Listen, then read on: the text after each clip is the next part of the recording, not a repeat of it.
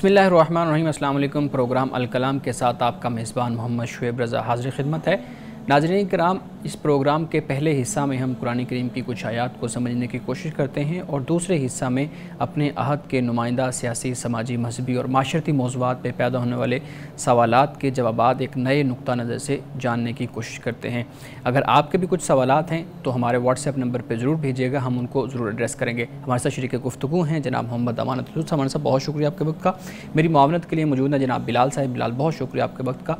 नाज़रीन किराम, जो गुज़श्ता प्रोग्राम था उसमें हम बात कर रहे थे हज़रत सुलेमान अलैहिस्सलाम और हुदहुद का जो एक मुकालमा हुआ कि हुदहुद ने आके बताया कि एक ऐसी सल्तनत है जहाँ पे खातून की हुक्मरानी है और उसकी जो हुकूमत है उसको बयान किया। हज़रत सुलेमान अलैहिस्सलाम ने उनको ख़त लिखा और फिर उस ममलकत से ख़त का जवाब आया।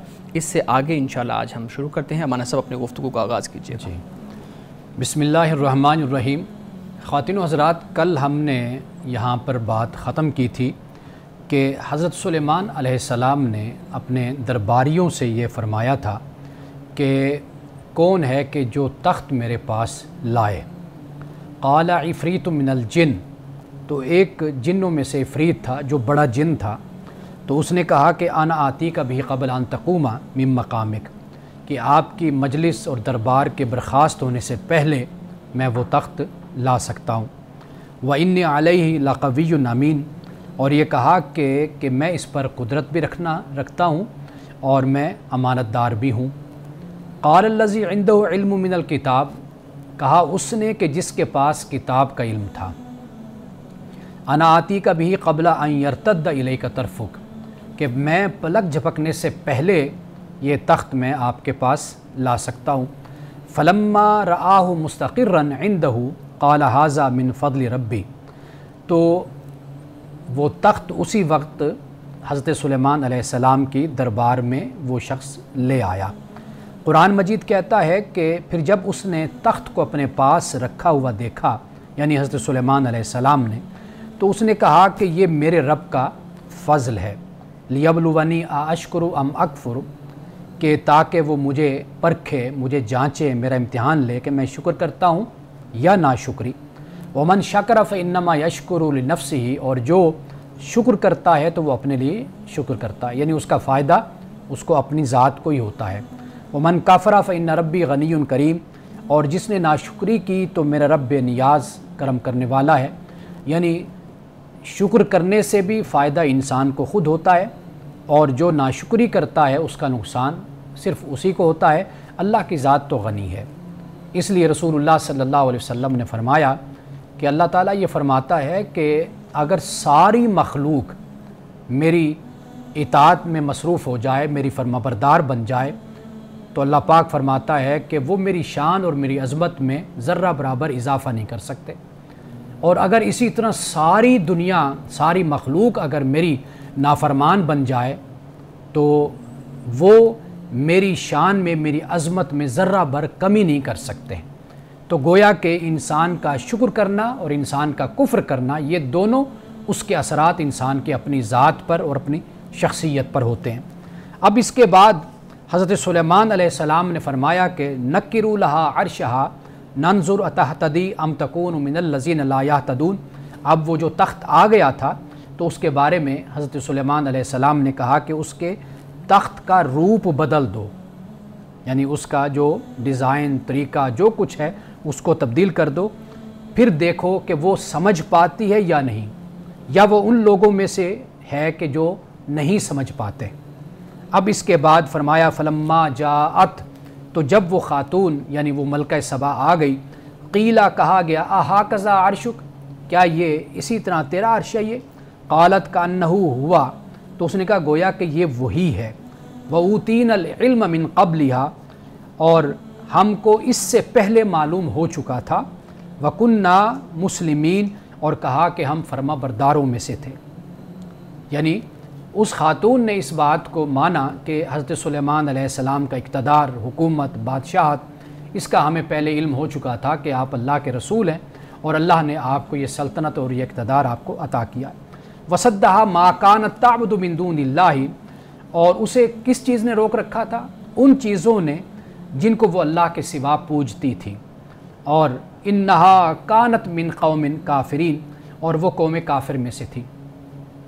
یعنی حق بات کی قبولیت میں جو چیز رکاوٹ بنتی ہے، ایک تو وہ بت ہوتے ہیں، وہ شخصیات ہوتی ہیں جن کی انسان پیروی کرتا ہے، جن سے عقیدت رکھتا ہے، اور دوسری چیز جو معاشرے اور سماج کی جو روایات ہوتی ہیں، رسوم ہوتی ہیں، اور جو زنجیریں ہوتی ہیں جن میں انسان نے خود کو جکڑ رکھا ہوتا ہے، وہ اکثر طور پر انسان کو حق بات قبول کرنے میں رکاوٹ بن جاتے ہیں۔ ہم ہسٹری میں اور تاریخ میں دیکھتے ہیں کہ بہت سے بادشاہ ایسے تھے کہ جن کے دلوں نے گواہی دی کہ اسلام سچا دین ہے، اور بلکہ رسول اللہ صلی اللہ علیہ وسلم کے زمانے میں ایک بادشاہ کہ جس نے آپ کی رسالت اور نبوت کو مان لیا اور ایمان لے آیا، لیکن اپنے درباریوں سے، اپنی عوام کی مخالفت اور دشمنی کے ڈر سے وہ واپس چلا گیا کفر کی طرف۔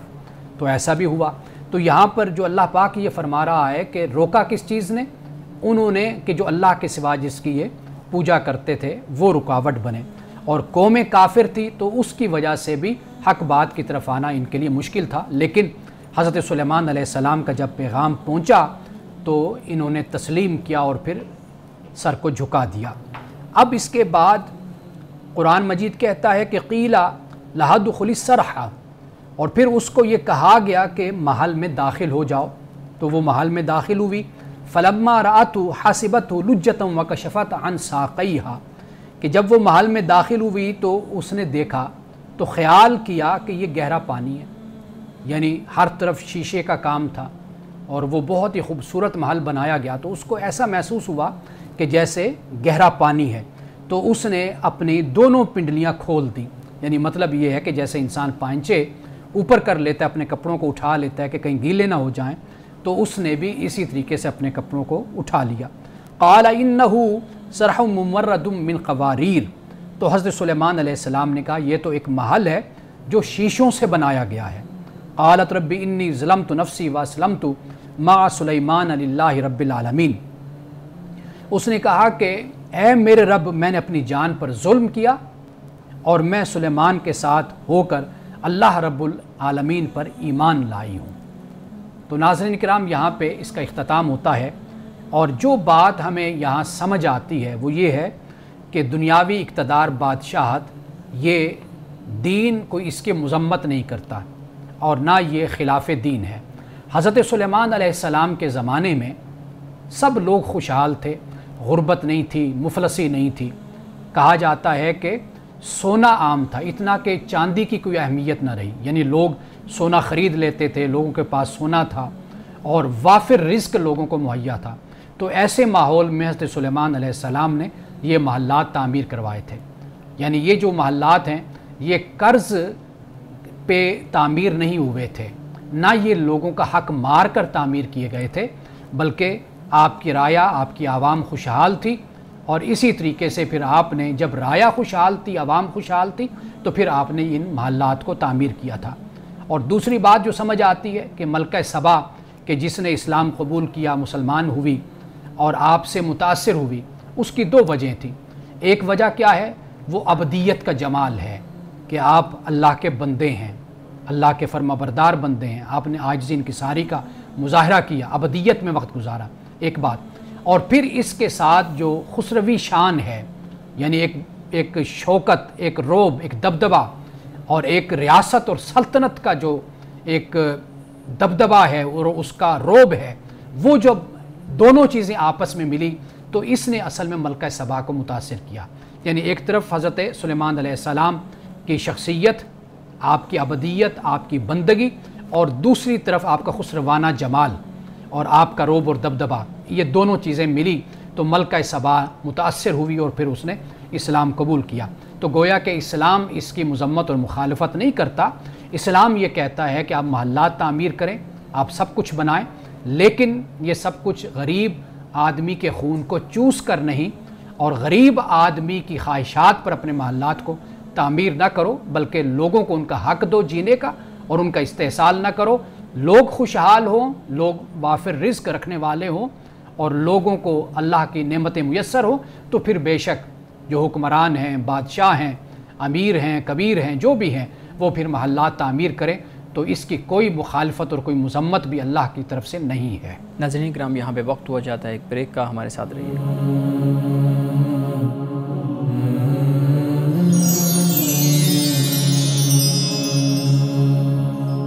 ویلکم بیک ناظرین۔ امان صاحب، اب یہاں پہ حکومت کی، ریاست کی سربراہی کی بات ہو رہی ہے۔ ایک طرف ملکہ جو سبا ہے اس کی حکومت کی بات ہو رہی ہے، دوسری طرف حضرت سلیمان علیہ السلام کو اللہ تعالیٰ نے جو حکمرانی عطا کی تھی اس کی بات ہو رہی ہے۔ اسی سے ریلیٹڈ ہمارے ہاں جب ریاست حکومت کی بات ہوتی ہے تو مختلف طرح کے سوالات پیدا ہوتے ہیں۔ ایک سوال میں آپ کے سامنے رکھوں گا، آپ بتائیے گا کہ جو رسول اللہ صلی اللہ علیہ وآلہ وسلم، جو اسلام ہے، رسول اللہ صلی اللہ علیہ وسلم کی تعلیمات ہے، وہ ہمیں کوئی خاص اسپیسیفک نظم حکومت پرووائڈ کرتے ہیں، یا وہ ہر ایک نظام حکومت کے اندر ایسے اصول بتاتا ہے جس کی بنیاد پہ ایک اچھی حکومت قائم ہو سکتی ہے؟ دیکھیے، قرآن مجید نے ایک بنیادی بات بیان کی ہے، وہ یہ ہے کہ مسلمانوں کے جو سیاسی معاملات ہیں، مسائل ہیں، ان کو مشورے سے حل کیا جائے گا۔ ٹھیک ہے، وَأَمْرُهُمْ شُورَىٰ بَيْنَهُمْ، یعنی جو بھی معاملات سیاست ہوں گے، حکومت ہوں گے، ان کو مشورے کے ساتھ حل کیا جائے گا۔ خلفائے راشدین کو جب ہم دیکھتے ہیں تو وہاں پر ہمیں ایک مشورے کا ماحول ہمیں نظر آتا ہے، لوگ رائے دیتے ہیں، انتخاب کرتے ہیں، اور وہ مختلف انداز اور طریقے ہمیں نظر آتے ہیں۔ صحیح ہے۔ تو اگر ہم اسپیسیفک کوئی نظام کہیں، سسٹم کہیں، تو وہ ہمیں اسلام نہیں دیتا۔ ایک تو بنیادی بات یہ ہو جاتی ہے کہ جہاں پر بھی مسلمانوں کا کوئی نظم قائم ہوتا ہے، سیاسی نظم قائم ہوتا ہے، تو وہاں پر بنیادی بات یہ ہے کہ وہ نظم اور وہ سیاسی نظام جو چلایا جائے گا، وہ چلایا جائے گا مسلمانوں کے باہمی مشورے کے ساتھ۔ صحیح ہے، مشاورت کے ایک ساتھ۔ تو یہ چیز ہو جائے گی۔ دوسری بات یہ ہے کہ اسلام جو اخلاقی تعلیمات ہمیں دیتا ہے، اور خاص طور پر جس میں عدل اور قسط کی ہمیں تعلیم دی جاتی ہے، عدل اور قسط یہ اتنی بڑی بات ہے، اور اس کی اتنی تاکید ہے کہ قرآن مجید میں اللہ تعالیٰ نے اعدلوا هو اقرب للتقوی فرمایا کہ عدل کرو کہ یہ تقوی کے قریب ہے۔ اور جہاں پر یا ایھا الذین آمنوا اللہ پاک جب فرماتا ہے تو گویا کہ یہ مسلم معاشرے کے جو اجتماعیت ہے اس کو اصل خطاب کیا جا رہا ہے، کہ جو لوگ ذمہ دار ہیں، بڑے ہیں اجتماعی طور پر، ان کو یہ چاہیے کہ وہ عدل کے ساتھ، قسط کے ساتھ وہ کھڑے ہوں۔ تو لہٰذا اس طرح ہم اس بات کو بیان کر سکتے ہیں کہ ایک تو مشورہ اور معاملات کو مشورے کے ساتھ لے کر چلنا ہے، آمریت ڈکٹیٹرشپ نہیں ہے، ڈنڈا نہیں ہے، ٹھیک، باہمی مشورہ ہے۔ اور دوسری بات یہ ہے کہ کسی کے ساتھ بالکل زیادتی نہ ہو پائے، تو عدل کو قائم کر کے چلنا ہے۔ تو یہ دوسری بات ہو جاتی ہے۔ یہ عدل اتنی بڑی اصطلاح ہے کہ اس میں پھر وہ ایکویلٹی، مساوات اور دیگر جو معاملات ہیں وہ سب کے سب آ جاتے ہیں، جس کو آپ میرٹ بھی کہتے ہیں، کہ بھئی آپ جب بھی معاشرے میں عدل و قسط کریں یا نظام قائم کریں تو میرٹ پر آپ قائم کریں، تو اس میں میرٹ بھی آ جاتا ہے۔ تو اس طرح دیگر جو معاملات ہیں وہ سب کے سب پھر اسی میں شامل ہو جاتے ہیں۔ ٹھیک ہے۔ اچھا، ایک اور اس آیت جو آج کے واقعے میں تھی، اس میں یہ بیان کیا گیا کہ قال عفریت من الجن، کہ ایک جن نے کہا کہ میں اتنی دیر میں اس تخت کو لے آؤں گا۔ دوسری طرف ایک شخص جس کو قرآن کہتا ہے کہ ہم نے علم عطا کیا تھا، تو وہ اس نے پلک جھپکنے کے اندر یعنی ایک ساتھ کے اندر اس تخت کو حاضر کر دیا۔ اب یہ علم کی بات ہوتی ہے، علم لدنی کچھ لوگ اس کو کہتے ہیں، کچھ لوگ کہتے ہیں کہ ایک خاص طرح کا علم تھا، کچھ لوگ میں پڑھ رہا تھا کہ وہ اس کو جادو کے ساتھ بھی تعبیر کر رہے تھے۔ آپ بیان کیجئے گا کہ یہاں پہ علم سے مراد جو اس شخص کو عطا کیا گیا تھا جس کا ذکر ہمیں مل رہا ہے، وہ کون سا علم تھا؟ اچھا، پہلی بات تو یہ ہے کہ یہاں پر ایک مغالطہ میں دور کر دوں، جی کہ قال الذی عنده علم من الکتاب، اس سے بعض لوگوں نے کہا ہے جی حضرت سلیمان علیہ السلام مراد ہیں، اچھا کہ ان کے پاس کتاب کا علم ہے، یعنی یہ شخصیت جن کی بات ہو رہی ہے، حضرت سلیمان علیہ السلام۔ لیکن جب ہم اس کو پڑھتے ہیں تو یہ مقام اس کا انکار کرتا ہے کہ بھئی یہ اس سے مراد حضرت سلیمان علیہ السلام نہیں ہے، بلکہ اور کوئی اور شخصیت مراد ہے۔ صحیح۔ اس کو پھر ہمارے مفسرین نے جو لکھا اور ہمیں کتابوں میں، الہامی کتب میں ملتا ہے، جیسے زبور میں بھی اس کا ذکر ہے، اور اس طرح عہد نامہ قدیم جو ہے جسے ہم اولڈ ٹیسٹامنٹ کہتے ہیں، اس میں بھی، اور دیگر کتابوں میں بھی ہمیں یہ ذکر ملتا ہے کہ وہ آصف بن برقیہ، یا بعض جگہ پہ برقیہ کا لفظ بھی آتا ہے، اور ان کے حوالے سے بڑی روایات بیان کی جاتی ہیں۔ بہرحال یہ کوئی اور شخص ہے کہ جس کا یہاں پر ذکر ہو رہا ہے۔ حضرت سلیمان علیہ السلام کے زمانے میں اگر ہم سورۃ البقرہ کو دیکھتے ہیں تو وہاں پر ہمیں ہاروت ماروت کا بھی ہمیں ذکر ملتا ہے، یعنی ایک زمانہ آپ کا وہ تھا۔ پھر اس کے بعد کہ جو قوم یہود ہے یہ جادو میں اور ان چیزوں میں بہت زیادہ ملوث ہوتی چلی گئی، آلودہ ہوتی چلی گئی۔ تو اب قرآن مجید نے سورۃ البقرہ میں بھی اس بات کو بیان کیا کہ اللہ نے 2 فرشتوں کو بھیجا، ہاروت اور ماروت۔ اب یہ جادو کے مقابلے میں ایک علم ہے کہ جو اللہ تعالیٰ نے اس دنیا میں پیدا کیا اور لوگوں کو اس کا توڑ کرنے کے لیے بھیجا۔ صحیح، یہ جادو کے مقابل صحیح، یعنی جسے علم من الکتاب کہا، کتاب کا علم تو ہے ہی اس کے پاس، لیکن اس کے ساتھ کچھ اسماء کی جو خصوصیت ہوتی ہے وہ اللہ تعالیٰ نے اپنے بندوں کو عطا کیا ہوتا ہے۔ تو یہ ایک علیحدہ علم ہے کہ جس کا ذکر یہاں پر ہو رہا ہے۔ تو ممکن ہے کہ یہ جو شخصیت ہے جس کا ذکر یہاں پر ہو رہا ہے کہ جس کو اللہ نے کتاب کا علم دیا، اس کتاب کے علم کے ساتھ کچھ اسماء کی خصوصیت اور اس طرح جو حقیقت ہے وہ اللہ تعالیٰ نے ان کو عطا کیا ہو کہ جس کی بنیاد پر انہوں نے تخت جو ہے حضرت سلیمان علیہ السلام کی بارگاہ میں حاضر کر دیا ہو۔ جی بالکل ٹھیک ہے۔ اچھا، ایک بڑی انٹرسٹنگ چیز میں آپ سے پوچھنا چاہوں گا کہ ہمارے معاشرے میں بہت زیادہ وہ چیز نظر آتی ہے۔ کہا یہ جاتا ہے کہ یہ شخص تھا جس کو اللہ رب العزت نے ایک خاص علم عطا کیا تھا اور اس نے اس علم کی بنیاد پہ ایک ایسا معاملہ یا ایسا کام کیا جو انسانی سمجھ سے، اس سے شعور سے دور ہے۔ اب یہاں پہ بیان کیا جاتا ہے کہ ہمارے ہاں بزرگان دین اور اہل علم جو ہیں، اولیاء ہیں، ان سے منسوب بھی کچھ اس طرح کی چیزیں بیان کی جاتی ہیں کہ وہ ایک وقت ایک جگہ دوسری وقت دوسری جگہ تھے یا انہوں نے اسی طریقے سے کوئی کام کیا۔ تو آپ بیان کیجئے گا کہ آج بھی اس طرح کا کوئی معاملہ ہو سکتا ہے یا یہ صرف جس کو اللہ رب العزت عطا کرے، جیسے اس آیت کے اندر بیان کیا جا رہا ہے، صرف اسی کے ساتھ خاص ہے؟ دیکھیں، یہاں پر تو صرف اتنی بات کہی جا رہی ہے کہ اللہ تعالیٰ نے کتاب کا علم دیا، اور یہ کتاب کا علم وہ جو غلط ذرائع سے علم حاصل کیا جاتا ہے، اللہ کے دین کی مخالفت کرتے ہوئے، اخلاقیات کو پامال کرتے ہوئے، توحید کو پامال کرتے ہوئے جو طریقے اختیار کیے جاتے ہیں، جیسے جادو میں اختیار کیے جاتے ہیں، یہ در حقیقت اللہ تعالیٰ نے اس کے توڑ کے لیے ایک علم دنیا میں بھیجا ہے، جس کا استعمال قرآن پاک نے اس کو فتنہ کہا ہے۔ اور آپ جانتے ہیں کہ فتنہ وہ ہوتا ہے کہ جس کا صحیح استعمال تو ہوتا ہی ہے، اس کا غلط استعمال ہونے کا بھی امکان موجود ہوتا ہے۔ تو پھر لوگوں نے جو یہ صحیح علم بھی ہے، اس کو بھی لوگوں نے پھر غلط استعمال کرنا شروع کیا۔ تو یہ پھر انسان کی جو تربیت اور تعلیم ہے اور اس کا دین کے ساتھ جو تعلق ہے وہ در حقیقت اس کو پھر راہ راست پر اس کو رکھتا ہے۔ تو اس سے تو انکار نہیں کیا جا سکتا، ایک علم ہے۔ تو قرآن مجید نے صرف اتنی بات ہی بیان کی ہے کہ یہ شخص تھا جس کے پاس کتاب کا علم تھا، اور یہ اس کے علاوہ اس کو یہ خصوصیت آپ کہہ لیجئے، یہ خاصیت اسماء کی یا جو بھی اللہ تعالیٰ نے علم اس کو عطا کیا تھا اس حوالے سے، تو اس کے زور پر اس نے اس چیز کو حاضر کر دیا تھا۔ باقی جو معاملات ہیں وہ نبوت کے حوالے سے تو معجزہ ہمارے سامنے ہے، بالکل اس پر تو کوئی کلام نہیں ہے۔ قرآن پاک نے بھی اس کو بیان کیا ہے اور احادیث رسول صلی اللہ علیہ وسلم نے بھی اس کو بیان کیا ہے۔ رسول اللہ کے خود معجزات کو وما رمیت اذ رمیت ولکن اللہ رمی کی صورت میں بھی قرآن پاک نے بیان کیا ہے۔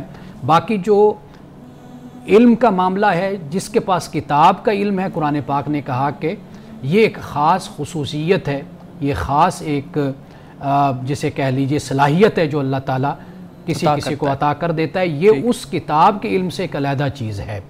تو اگر آج کے دور میں بھی کوئی اس کو حاصل کرتا ہے تو وہ کر سکتا ہے۔ ناظرین کرام، یہاں وقت ہوا چاہتا ہے ایک بریک کا، ہمارے ساتھ رہیے گا۔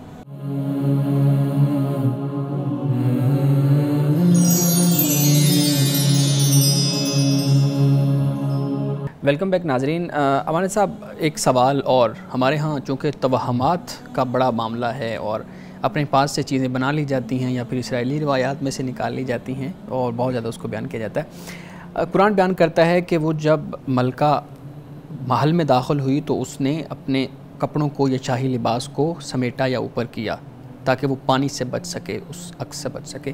اچھا، ایک یہاں پہ یہ چیز بیان کی جاتی ہے کہ حضرت سلیمان علیہ السلام نے یہ اس لیے کیا تھا کہ وہ ان سے نکاح کرنا چاہتے تھے، یا اس لیے کیا تھا کہ ان کو پتہ چلا کہ یہ کوئی اور مخلوق ہیں تو ان کے ٹخنوں کو، ان کی پنڈلیوں کو دیکھیں گے تو پتہ چل جائے گا، وہاں پہ بال دیکھیں گے تو پتہ چل جائے گا۔ قرآن اس کو کیسے بیان کرتا ہے اور رسول اللہ صلی اللہ علیہ وسلم کی جو احادیث ہیں وہ اس طرح کی باتوں کو مطلب کس طرح بیان کرتی ہیں؟ قرآن مجید میں تو جتنا ذکر ہم نے کیا ہے اتنا صرف بیان ہے، باقی کسی اور مقام پر بھی کوئی اس حوالے سے بیان نہیں کیا گیا۔ ٹھیک ہے۔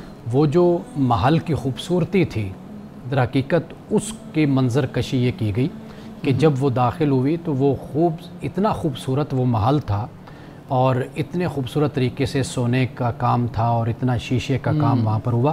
خود قرآن پاک نے اس کو بیان کیا حضرت سلیمان علیہ السلام کے الفاظ میں۔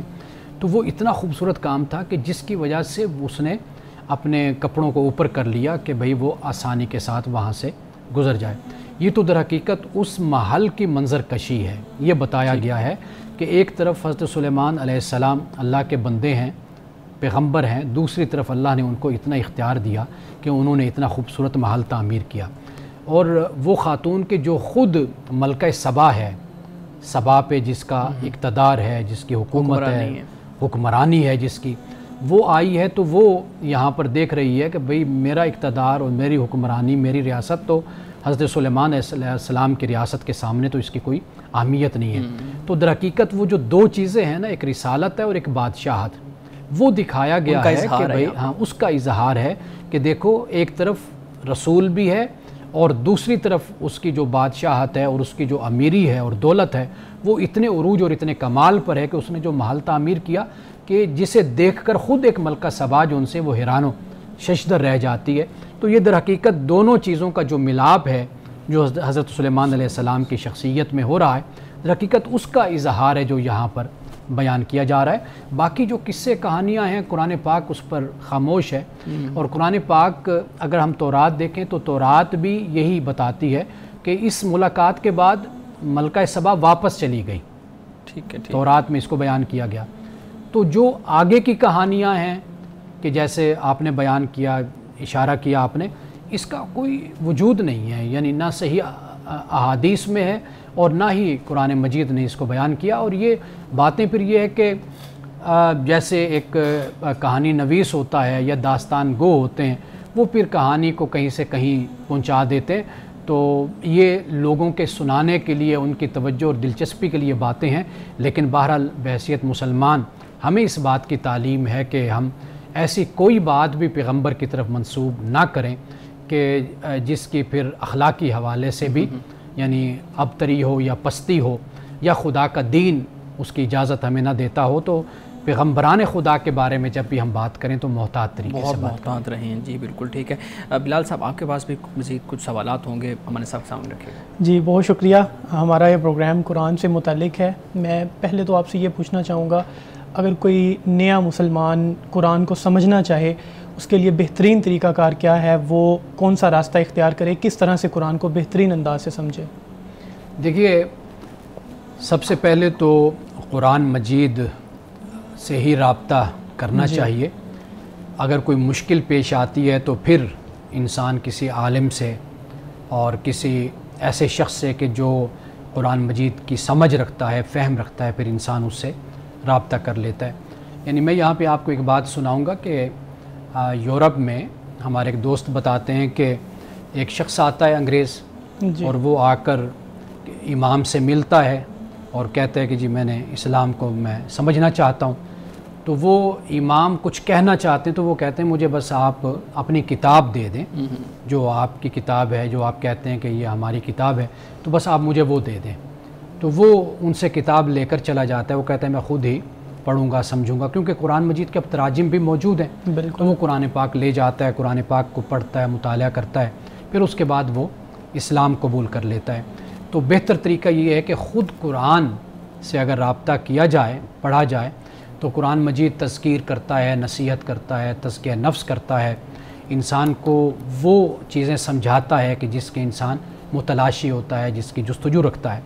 آپ دیکھیے کہ قرآن مجید جو پڑھنے والا شخص ہے وہ کچھ نہ کچھ تو شدھ بدھ بھی رکھتا ہے، فہم بھی رکھتا ہے۔ یعنی مثال کے طور پر اگر کوئی قرآن پڑھنے والا ہے، وہ ٹیچر ہوگا، وہ ڈاکٹر ہوگا، وہ انجینئر ہوگا، وہ کسی نہ کسی فیلڈ سے تعلق رکھتا ہوگا، کوئی نہ کوئی علم ہوگا اسے، کوئی نہ کوئی علم اس کے پاس ہوتا ہے۔ جب وہ قرآن مجید کو پڑھتا ہے تو ایسا نہیں ہے کہ اس کو قرآن مجید سمجھ نہیں آتا یا قرآن مجید اپنی بات کو بیان نہیں کرتا۔ تو کوئی شخص بھی ہے جو باشعور ہے اور کسی نہ کسی حوالے سے علم رکھنے والا ہے، تو قرآن مجید کو جب وہ کھولتا ہے، قرآن کو پڑھتا ہے، تو قرآن اس کو ہدایت دیتا ہے اور اس کو سمجھاتا ہے کہ اللہ کا دین اصل کیا ہے۔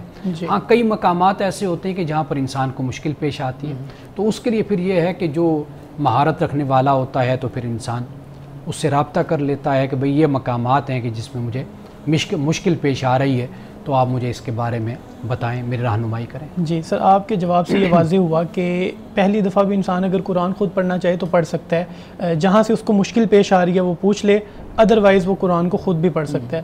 دیکھیے یہ آپ اس کو درجوں میں لے کر جا سکتے ہیں، یعنی مثال کے طور پر ایک مبتدی ہے تو واضح بات ہے قرآن پاک کو وہ پڑھے گا، ٹرانسلیشن موجود ہے، اس کا ترجمہ پڑھے گا، سمجھے گا۔ قرآن کے ساتھ جتنا تعلق، وہ میں اکثر ایک جملہ بولا کرتا ہوں کہ آپ پڑھیں نہیں، قرآن میں رہیں۔ جی، قرآن میں رہنا جیسے ہوتا ہے نا، آپ کہتے ہیں غالب کو پڑھو نہیں، غالب میں رہو، اقبال کو پڑھو نہیں، اقبال میں رہو۔ تو یہ جو رہنا ہوتا ہے نا، وہ یہی ہوتا ہے کہ انسان پھر قرآن کی آیات پر تدبر تفکر کرتا رہتا ہے، سوچتا رہتا ہے۔ جیسے جیسے اپنے سفر کو آگے بڑھاتا جاتا ہے، ویسے ویسے پھر پردے بھی اٹھتے چلے جاتے ہیں، انسان کو مزید سے مزید سمجھ آتی چلی جاتی ہے۔ جی، یہاں پہ ایک کنفیوژن ہے ہمارے ہاں، کیونکہ قرآن کی مختلف تفاسیر ہیں، ہر کسی نے اپنا نقطہ نظر بیان کرنے کی کوشش کی ہے۔ سوال یہ پیدا ہوتا ہے کہ جب ایک نیا شخص جو اسلام میں نیا داخل ہوا ہے، وہ کون سی تفسیر کا مطالعہ کرے، کس کا انتخاب کرے اور کس بنیاد پہ کرے؟ دیکھیے سب سے پہلے تو قرآن مجید کو ہی پڑھنا چاہیے، جی، سادہ طریقے سے، یعنی اس کی زبان اس سے کی ٹرانسلیشن جو ہے، اوریجنل ٹیکسٹ۔ مثال کے طور پر کوئی انگلش سمجھتا ہے تو انگلش میں اٹھا لے، کوئی فرینچ میں ہے فرینچ لے لے، کوئی اردو میں اردو لے لے، فارسی والا فارسی میں لے لے، تو کم از کم وہ جو بنیادی چیز ہے اس کو ضرور پڑھے قرآن مجید کو اپنی زبان میں۔ پھر جیسے میں نے بتایا کہ اگلا مرحلہ پھر ہوتا ہے کہ انسان اس سے آگے بڑھنا چاہتا ہے، تو پھر واضح بات ہے پھر ایڈوانس ایک صورت بن جاتی ہے، پھر انسان اس میں قدم رکھتا ہے۔ ایسے ہی ہوتا ہے نا، گریجولی انسان آگے بڑھتا چلا جاتا ہے تو مزید مسائل کو سمجھتا چلا جاتا ہے۔ اگر آپ اردو کی بات کرتے ہیں تو اردو میں 2-3 تفاسیر میں سمجھتا ہوں کہ اگر انسان ان کو ایک مسلمان اپنے مطالعے میں رکھے، اردو دان جو سا ہے، جیسے تفہیم القرآن ہے مولانا مودودی کی ہے، اس کو اپنے مطالعہ میں رکھ لے۔ اسی طرح ایک تفسیر ہے اپنا تدبر قرآن ہے، اس کو اپنے مطالعے میں رکھ لے۔ تیسری تفسیر پیر کرم شاہ صاحب کی میں کہتا ہوں ضیاء القرآن ہے، اس کو اپنے مطالعے میں رکھ لے۔ یہ 3 تفاسیر میں اکثر طور پر اپنے دوستوں کو جو مجھ سے پوچھتے ہیں میں ان کو کہتا ہوں۔ اس کا فائدہ یہ ہے کہ آپ اگر ایک آیت کو سمجھنا چاہتے ہیں، ویسے تو بہت سے اور تفاسیر بھی ہیں کہ آپ ان میں دیکھ لیتے ہیں، لیکن کم از کم یہ ہے کہ آپ ان تینوں کو اٹھائیں گے تو ایک مختلف نقطہ نظر آپ کے سامنے آتا ہے۔ تو قرآن مجید کو جب آپ پڑھیں گے تو ساتھ ساتھ ان تفاسیر کا بھی مطالعہ کرتے جائیں گے، تو اس طریقے سے آپ کو ایک مختلف نقطہ ہائے نظر بھی نظر آتے ہیں، سمجھ آتے ہیں۔ دوسرا یہ کہ آپ خود بھی آہستہ آہستہ اس قابل ہوتے چلے جاتے ہیں کہ آپ قرآن مجید کو سمجھتے ہوئے آگے بڑھیں۔ جی ناظرین کرام، یہاں وقت ہوا چاہتا ہے ایک بریک کا، ہمارے ساتھ رہیے گا۔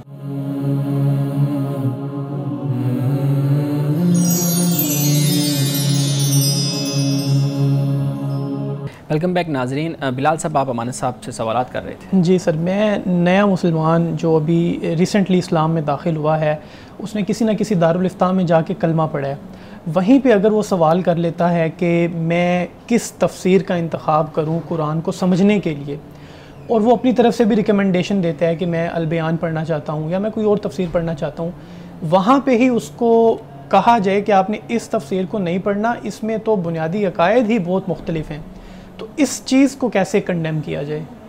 دیکھیے پہلی بات تو یہ ہے کہ جو علماء ہیں وہ حکمت سے کام لیں، اس بات کو سمجھیں کہ ایک شخص ابھی اسلام میں داخل ہوا ہے، جی، اس کو جن باتوں کی ضرورت ہے ایک مسلمان کی زندگی گزارنے کے لیے، اس کو ترجیح دیں۔ یعنی پہلی بات کیا ہے، اس کو نماز کے بارے میں، اللہ کے بارے میں پہلے بتائیں، توحید ہے، رسالت ہے، کتب ہے، یوم آخرت ہے، یہ چیزیں عقائد سے متعلق ہوگی۔ جی، پھر نماز کا معاملہ ہوتا ہے کہ وہ نماز پڑھے، یہ چیز ہے، روزہ ہے، زکوٰۃ ہے، حج ہے۔ پھر اخلاقیات کے معاملات ہوتے ہیں کہ بھی اللہ کی طرف سے آپ پر یہ فرض کیا گیا کہ والدین ہیں، آپ ان کے حقوق ادا کریں، بیوی بچے ہیں، ان کے ہیں، رشتہ دار ہیں۔ یہ ایک ترتیب اللہ تعالیٰ نے قرآن مجید میں بیان کی ہے. جی. تو ایک تو یہ باتیں ہوتی ہیں. باقی جو اختلافات ہیں اس کا درجہ جو ان سا ہے یا اس کا جو موقع ہے یہ بہت بعد میں ہوتا ہے. سب سے پہلے تو ایک اچھا مسلمان بننے کے لیے ضروری نہیں ہوتا کہ آپ فلاں فرقے کو مانیں گے تو آپ ایک اچھے مسلمان بنیں گے، فلاں کا انکار کریں گے تو ایک اچھے مسلمان بنیں گے. اسلام جو تعلیم دیتا ہے وہ تمام فرقوں میں، تمام مسالک میں مشترکہ تعلیمات ہیں. تو سب سے پہلے تو اس پر عمل کرنا لازم ہے، اس کی تعلیم ہونی چاہیے.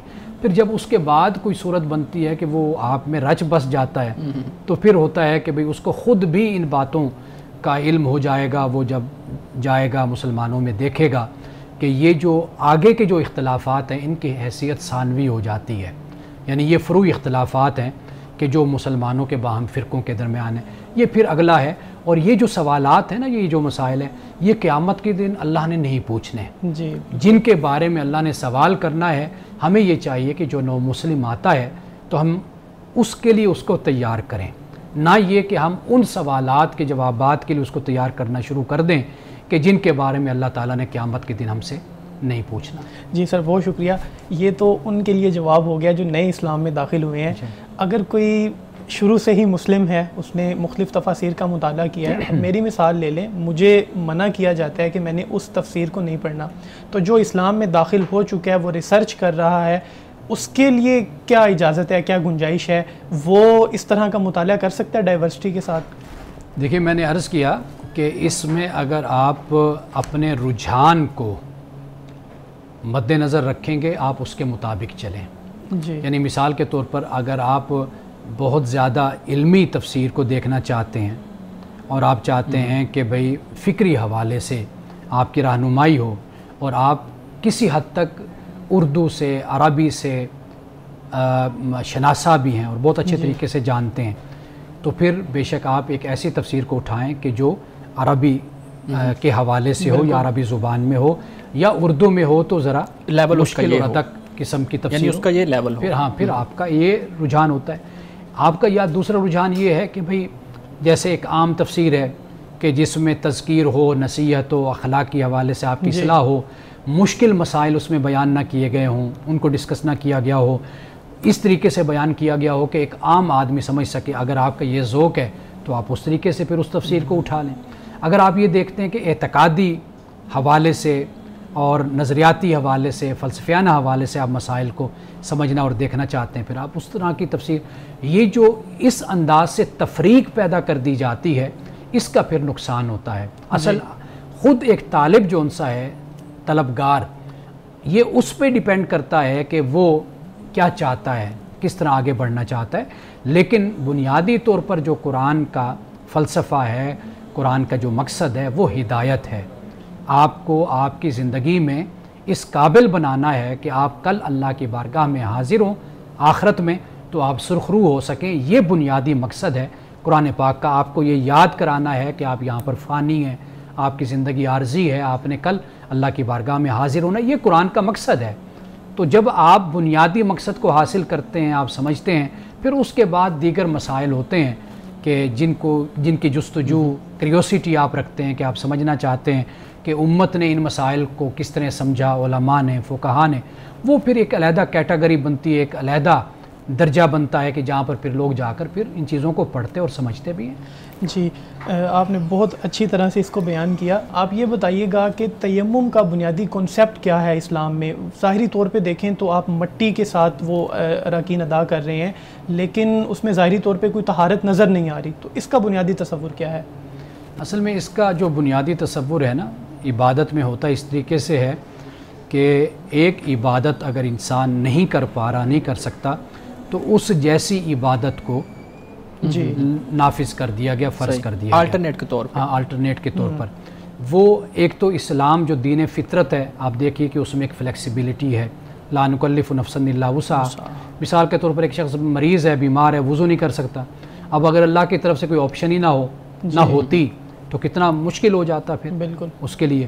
تو اللہ تعالیٰ نے ایک آپشن رکھی، یعنی کہ ایک عبادت اگر آپ ادا نہیں کر پا رہے تو اللہ تعالیٰ نے اس کی شبیہ آپ کہہ لیجئے اس جیسی ایک عبادت اللہ نے مہیا کر دی. صحیح. اچھا، اس کا جو سب سے بڑا فائدہ نفسیاتی حوالے سے ہوتا ہے وہ یہ ہوتا ہے کہ آپ کا تعلق عبادت کے ساتھ کٹتا نہیں ہے، وہ قائم رہتا ہے. یعنی آپ پانی نہیں ہے تیمم کرتے رہے، پانی آ گیا تو آپ پانی کی طرف چلے گئے. بالکل. تو اب تیمم کی وجہ سے آپ عبادت کے ساتھ اور طریقہ عبادت سے کٹے نہیں ہیں، منقطع نہیں ہوئے. وہ کنسسٹنسی بھی قائم رہی ہے، کنسسٹنسی وہ آپ کی قائم رہتی ہے. تو تیمم کا در حقیقت یہ مقصد ہو جاتا ہے. جی سر، میں تیمم کے حوالے سے ایک اور چیز بھی پوچھنا چاہوں گا. ہمیں کتابوں میں پڑھنے کو ملتا ہے کہ ایک خاص ڈسٹنس میں پانی تلاش کیا جائے، اگر پانی نہیں ملتا تو پھر آپ کو اجازت ہے کہ آپ تیمم کریں. آج کے سوسائٹی میں رہتے ہوئے بھی کیا اسی چیز کو فالو کیا جائے گا یا ایک الگ نقطہ نظر سے اس بات کو دیکھا جائے گا؟ دیکھیے، جہاں پر پانی نہیں ہوگا اور جہاں پر ایک مسافر کو مشکلات ہوں گی جی، تو واضح بات ہے کہ وہاں پر پھر اس حکم کا اطلاق ہوگا. عام طور پر اب تو ہم ایسا نہیں دیکھتے کہ پانی کی کوئی کمی ہو یا پانی مسافر کو نہ ملے. اب تو ہر جگہ پر پانی میسر ہے. صحیح. لیکن ہمارے صاحب کچھ ایریاز بھی تو ایسے ہوتے ہیں نا جہاں پہ یہ چیز، ایک چیز اور بھی ہے، جیسے ہم سوسائٹیز میں رہتے ہیں تو یہ بہت عجیب بھی محسوس کیا جاتا ہے. عام طور پہ ساتھ والے گھر کو بھی نہیں پتہ ہوتا کہ ادھر کون رہ رہا ہے، تو کوئی بھی نہیں جاتا. اگر گھر میں پانی نہیں آ رہا تو کسی اور کے گھر کوئی بھی نہیں جاتا کہ مجھے وضو کرنا ہے یا مجھے غسل کرنا ہے تو مجھے پانی دیں یا اجازت دیں. یہ تو بلکہ ایک سیکیورٹی تھریٹ بھی لگتا ہے کسی کے گھر جا کے اس طرح سی بات کرنا. تو یہ ایک ایشو تو ہے بہرحال. دیکھیے، اس سے اسلام کا کوئی تعلق نہیں ہے شریعت کا. جی، شریعت نے یہ بتا دیا کہ پانی کی نایابی یا کم یابی، جی، یعنی پانی ہے تو تھوڑا ہے، پھر پریشانی ہوگی کہ وضو کر لیں گے تو پئیں گے کیسے، یا یہ کہ پانی ہے نہیں، نایابی. یہ دو صورتیں ہیں. باقی جو آپ بیان کر رہے ہیں یہ کوئی مسئلہ نہیں ہے. اگر پانی ساتھ نہیں تو دور سے ہی کہیں پر کہیں نہ کہیں پانی میسر ہوتا ہے. آسانی ہے کہ انسان وضو کر سکتا ہے. مولانا صاحب آج کی حدیث مبارکہ بیان کیجیے. حضرت ابو ہریرہ رضی اللہ تعالی عنہ سے یہ روایت ہے کہ رسول اللہ صلی اللہ علیہ وسلم سے روایت کرتے ہیں کہ آپ نے فرمایا کہ منافق کی 3 نشانیاں ہیں. ایک نشانی یہ کہ اذا حدث کاذبا، کہ جب بات کرے تو جھوٹ بولے. وَإِذَا وَعَدَ أَخْلَفَ، جب وعدہ کرے تو وعدہ خلافی کرے. وَإِذَا اؤْتُمِنَ خَانَ، اور جب اس کو امانت دی جائے تو اس میں وہ خیانت کرے. حضور علیہ الصلاۃ والسلام نے منافق کی یہ 3 نشانیاں بیان کی ہیں. اب ایک منافق وہ ہوتا ہے کہ جو ایمان کے لحاظ سے منافق ہوتا ہے، ایک منافق وہ ہے کہ جو عمل کا منافق ہوتا ہے. جو ایمان کا منافق تھا وہ رسول اللہ صلی اللہ علیہ وسلم کے زمانے میں موجود تھے، لیکن آج کا جو منافق ہے یہ در حقیقت عمل کا منافق ہے. اگر ہم دیکھتے ہیں مسلمانوں کو بھی دیکھیں تو ان میں بھی یہ نفاق کی علامتیں کئی لوگوں میں پائی جاتی ہیں. ایک دفعہ پھر میں ان کو بیان کر دیتا ہوں. اذا حدث کاذبا، کہ جب بات کرے تو جھوٹ بولے. وَإِذَا وَعَدَ أَخْلَفَ، جب وعدہ کرے تو وعدہ خلافی کرے. وَإِذَا اؤْتُمِنَ خَانَ، جب اس کے پاس امانت رکھی جائے تو وہ اس میں خیانت کرے. تو ناظرین کرام، ان 3 باتوں کو یاد رکھیے اور کوشش کیجئے کہ آپ ان 3 باتوں سے اپنی شخصیت کو، اپنی عادات کو، اپنے اعمال کو پاک اور صاف کریں، تاکہ ہمارا شمار سچے اور پکے مسلمانوں میں ہو، نہ کہ عملی لحاظ سے نفاق رکھنے والے لوگوں میں ہمارا شمار ہو. بہت شکریہ مولانا صاحب، بہت مدلل انداز میں قرآن کریم کی تفسیر آپ نے بیان کی، سوالات کے جوابات دیے. بہت شکریہ بلال صاحب آپ کے سوالات کا. ناظرین کرام، اس دعا کے ساتھ اپنے پروگرام کا اختتام کریں گے. اللہ رب العزت حسن کلام، تاثیر کلام عطا فرمائے، ہماری زبان کی گروں کو کھول دے اور سننے والوں تک خیر کا پیغام پہنچے. اجازت دیجیے، خدا حافظ.